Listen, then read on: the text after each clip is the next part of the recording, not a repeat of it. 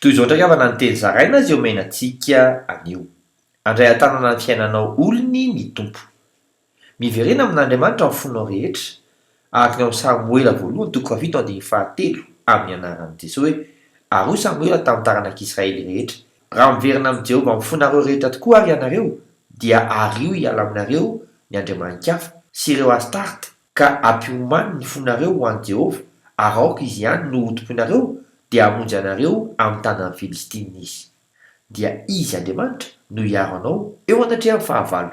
Araka ny ao amin'ny Samuela voalohany toko 7:10 amin'ny anaran'i Jesosy hoe ary mbola nanatitra mpanatitra dorany Samuela dia nanatona ny Filistina hiady amin'ny Israely, fa Jehovah nampikotrokorana mafy tamin'ny Filistina tamin'izany andro zany ka nampifanakitaka azy. Dia resy teo anoloanan'i Israely izy. Ary iverina aminao ireo harena rehetra lasany. Araka voasoratra ao Samuela voalohany toko 7:14 amin'ny anaran'i Jesosy hoe ary ny tanàna izay efa nalain'ny Filistina tamin'ny Israely dia azon'ny Israely indray, hatrany Ekrona ka hatrany Gata, ary ny faritanin'ireo dia nalain'ny Israely tamin'ny tanan'ny Filistina koa, ary niavana ny Israely sy ny Amorita.